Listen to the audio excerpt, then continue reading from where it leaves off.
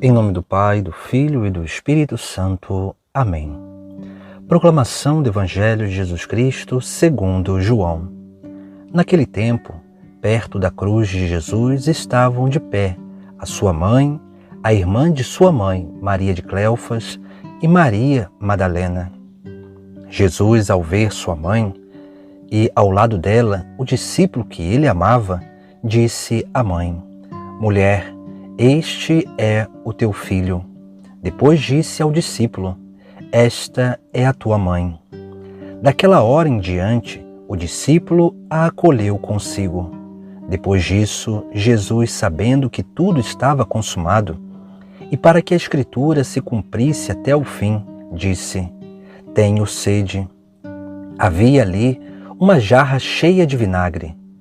Amarraram numa vara uma esponja embebida de vinagre e levaram-na à boca de Jesus.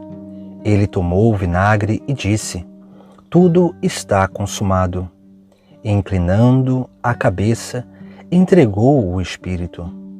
Era o dia da preparação para a Páscoa. Os judeus queriam evitar que os corpos ficassem na cruz durante o sábado, porque aquele sábado era dia de festa solene. Então pediram a Pilatos que mandasse quebrar as pernas aos crucificados e os tirasse da cruz. Os soldados foram e quebraram as pernas de um e depois do outro, que foram crucificados com Jesus. Ao se aproximarem de Jesus e vendo que já estava morto, não lhe quebraram as pernas. Mas um soldado abriu-lhe o lado com uma lança, e logo saiu sangue e água. Palavra da salvação. Hoje celebramos a memória de Maria, Mãe da Igreja. Esta memória que foi instituída pelo Papa Francisco para recordar, depois de Pentecostes, esse momento onde acontece a ressurreição do corpo místico de Cristo, que é a Igreja, que ela sai de si para evangelizar, para levar a boa nova da salvação a todos os povos. Maria participa desse grande ministério, porque ela é aquela que foi escolhida por Deus para ser mãe do Filho de Deus. Ela foi aquela que foi fecundada pelo Espírito Santo para ser essa que traz a graça transbordante. Em Maria acontece o primeiro Pentecostes, que é esse transbordamento da graça. Por isso que ela é chamada a Kekaritomene, a cheia de graça, aquela que tem a plenitude de graça. E o Espírito Santo sobre ela, quando a fecunda, permite com que ela realize, ou que se realize em Maria, essa graça transbordante. E o transbordamento dessa graça é a encarnação do Verbo, é a vinda de Jesus Cristo a esta terra. Por isso que Maria, ela é mãe da Igreja, porque os mistérios que acontecem em cada fiel, primeiro aconteceu em Maria. E o Evangelho de hoje nos chama a atenção sobre o grande desejo de Jesus Cristo. Porque Maria, que segue o seu filho, é essa discípula e missionária que vai até o fim, que segue o seu filho até aos pés da cruz. Ela, aos pés da cruz, recebe como filhos os membros do corpo místico de Cristo, representada por São João, pelo discípulo amado. Por isso que Jesus Cristo, do alto da cruz, olha a sua mãe e ali vai dizer à sua mãe: Mulher, este é teu filho. E depois exorta o filho, exorta o discípulo: Esta é a tua mãe. Por isso nós precisamos reconhecer que Maria é sim a nossa mãe, é a mãe da Igreja, porque assim como ela formou o corpo de Cristo, deu carne ao corpo do Filho de Deus, assim como ela formou o Filho de Deus nessa terra, gerou e formou, assim também ela gera e forma a Igreja. porque é impossível separar a cabeça dos membros. Uma vez formando a cabeça, ela também forma os membros em potência, porque aquilo que é transmitido dela para Jesus Cristo é aquilo que Jesus Cristo transmite a cada um de nós. E por isso que nós temos em Maria um grande exemplo, a cópia perfeita de Cristo. Aquilo que é o exemplo perfeito de como devemos agir como filhos de Deus, como cristãos, como discípulos e missionários. Por isso que Maria, ela participa desses grandes mistérios.